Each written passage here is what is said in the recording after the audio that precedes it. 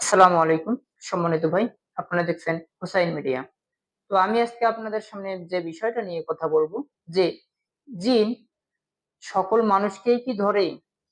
আর জিনে ধরা রোগীকে সব ধরনের জিনেই কি তাকে আক্রমণ করে? আমি আজকে এই বিষয়টা নিয়ে আপনাদের সামনে কথা বলবো। তো বুঝতেই পেরেছেন যে আজকে খুবই গুরুত্বপূর্ণ একটা বিষয় নিয়ে আলোচনা করতে চলেছি। তো ভাই চলেন আর বেশি দেরি না করে মূল আলোচনায় যাওয়া যাক। তো জিন সকল মানুষকেই আক্রমণ করে আবার করে না। কারণ হচ্ছে যে এমন একটা জাতি, জিন হচ্ছে এমন একটা জাতি যে তারা সাধারণত আমাদের মতোই তাদের ইতিহাস কি বলে আমাদেরকে এটা আগে জানতে হবে। যে জিন জিনিসটা এখন আমাদের ভিতরে একটা আতঙ্কের নাম। জিন এমন একটা জিনিস আমাদের ভিতরে, এটা আতঙ্কের একটা নাম। নাম শুনলেই মনে হয় গা শিউরে ওঠে, শরীরের পশম খাড়া হয়ে যায়। এজন্য আমি বলবো যে জিন আসলে তাদের তাদের কার্যকলাপ, তাদের চলাফেরা সমস্ত কিছুই আমাদের মতোই। একসময় জিন আমাদেরকে দেখতে পারতো না। কিন্তু মানুষ জিনকে ঠিকই দেখতে পারত। একটা সময় ছিল যে ওই সময় জিন মানুষকে দেখতে পারতো না। কিন্তু মানুষ জিনকে দেখতে পারত। আর ওই সময়টা জিনদের জন্য আতঙ্কের নাম ছিল এই মানুষ, ইনসান। জিনেরা মানুষের কথা শুনলেই ভয় পেত। জিনেরা মানুষের কথা শুনলে ভয় পেত একটা সময়, অনেক আগে। তো এই ধরনের এই ইতিহাসগুলো আমাদের আসলে জানা, আমি মনে করি অনেক জরুরি। বিশেষ করে যারা চিকিৎসক, তাদের জন্য কিন্তু এই বিষয়গুলো জানা অত্যন্ত জরুরি। কারণ আপনি এই বিষয়ের উপরে যদি কাজ করে থাকেন, তাহলে এই বিষয়গুলো জানতে হবে। তো জিন হচ্ছে ওই সময় কি করত আমি আপনাদেরকে বলি। জিন যদি কোনো মানুষের নাম শুনতো, তাহলে ভয়ে তারা লুকিয়ে পড়তো। ভয়ে কোনো গোত্রে যে লুকিয়ে পড়তো, অনেক ভয় পেত। তাদের ভয়ে তারা লুকিয়ে লুকিয়ে বেড়াইতো। মানুষের সামনে তারা আসতে চাইতো না। ইনসানের সামনে তারা আসতে চাইতো না। এবং তারা এত পরিমাণে ভয় করত যে এটা আহ তাদের নাম শুনলে মনে হয় ওই এরিয়া তারা ছেড়ে দিত, ওই এরিয়াতে তারা থাকতো না। তারা এত পরিমাণ ইনসানকে ভয় করত। যদি তারা শুনতো যে ইনসান এই জায়গা আসতেছে, তাহলে ওই এলাকা তারা ছেড়ে অন্য এলাকায় যাইতো। তো এমন এক সময় মানুষেরাও ওই সময় জিনকে দেখতে পারতো, আর জিনদেরকে ওই সময় সবাই ভয় দেখাইতো। তো এটা হয়তো অনেকেই জানে না, কিন্তু কথাটা কোরআন হাদিস দ্বারা একবারে প্রমাণিত। আমি অহেতুক কোনো কথা আপনাদের সামনে বলছি না। আরেকটা বিষয় যে জিন জিন সব মানুষকে আক্রমণ করতে পারবে না এমনটা না। জিন মানুষকে আক্রমণ করতে পারবে। একটা জিন একটা মানুষকে যখন তখন অ্যাটাক করতে পারে। তবে জিনেরা, তাদের মধ্যেও মানুষত্ব আছে। তাদের মধ্যেও ভালো মন্দ সব ধরনের জিন আছে মানুষের মতো। অর্থাৎ তারাও বুঝে ভালো ও মন্দ কোনটি। এই জন্যই তো কোনো জিনকে যদি কোনো কবিরাজ হারাইতে যায়, প্রথম কাজটাই হবে তার ওই জিনকে হেদায়েতের বাণী শোনানো, হেদায়েতের কথা শোনানো। তাকে হেদায়েতের কথা তাকে বলতে হবে। তাকে নামাজের জন্য তাগিদ দিতে হবে। মুসলিম হিসাবে তাকে দাওয়াত দিতে হবে, নামাজের দাওয়াত দিতে হবে। সে যদি হিন্দু হয়ে থাকে, তাকে ভালো ভালো কথা বলে ইসলাম গ্রহণ করার জন্য তাকে তাগিদ করতে হবে।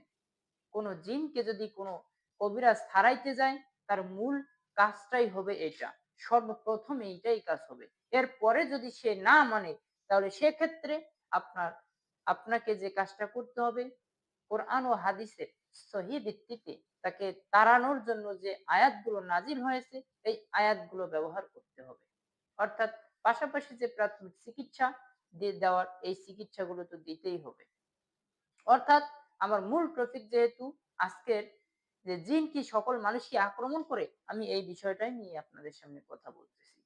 না, জিন সকল মানুষকে আক্রমণ করবে না এবং করেও না। জিন ওই মানুষকে আক্রমণ করবে যে মানুষ ওই রিলেটেড শয়তান বেশি। যে মানুষগুলো আপনার পবিত্রতা অবস্থায় কম থাকে তাদেরকে জিনেরা মূলত আক্রমণ করে বসে। এবং এই সমস্ত জিনিসকে যদি কেউ ভাবে, জিন নিয়ে যদি বেশি কেউ কোনো কিছু ভাবতে যায়, তার সেফটি যদি সে কোনো সময়ের জন্য গ্রহণ না করে, তাহলে জিন তাকে যখন তখন অ্যাটাক করতে পারে। এজন্যই তো অনেক সময় অনেক কবিরাজরা জিনদের কবলে পড়ে মৃত্যু পর্যন্ত বরণ করে নেয়। তো ভাই, আমাদের এই বিষয়গুলো অনেক সময় কেয়ারফুল থাকতে হবে। তা না হলে আপনি এমন একটা বিপদে পড়বেন, এই বিপদ থেকে আপনাকে সহজে কেউ উদ্ধার করতে পারবে না একমাত্র আল্লাহ সুবহানাহু ওয়া তাআলা ছাড়া।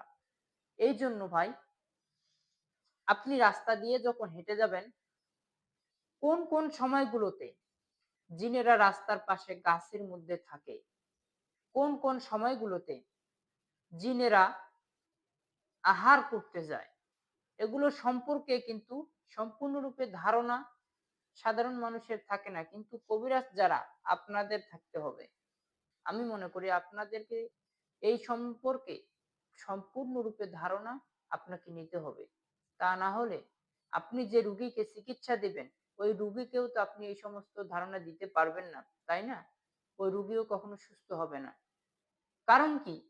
একটা জিনগ্রস্ত রুগীকে যখন আপনি চিকিৎসা দিবেন, তার সম্পূর্ণ দায়িত্ব তখন আপনার উপরে পড়ে যাবে।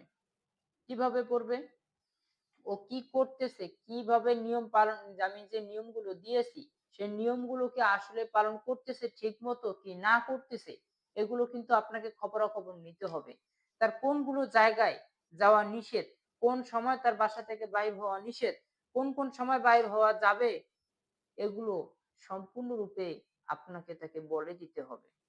কারণ জিনদের কিছু সময় আছে, এই সময়গুলোতে জিনেরা আহার করতে বেড়ায়। এই সময়গুলোতে জিনেরা বাহিরে বাইর হয়। তারা সফর করে, তারা এলাকা জুড়ে তারা ঘুরে। এই সময়গুলোকে আপনাকে নির্ধারণ করে তাকে বলে দিতে হবে। এই সময়গুলো আপনি বাহিরে যাবেন, এই সময়গুলোতে যাবেন না।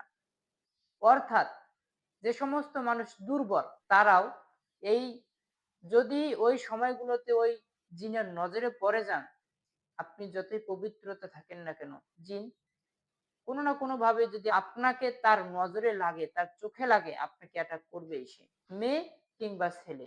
তো অনেক সময় দেখা যায় কচি মেয়েরা জিনদের কবলে পড়ে। কারণ কি? ওই মেয়েটা পর্দাশীল ছিল না। ওই জিনের নজরে লেগেছে। অনেক সুন্দর মেয়েরা জিনদের নজরে লাগে।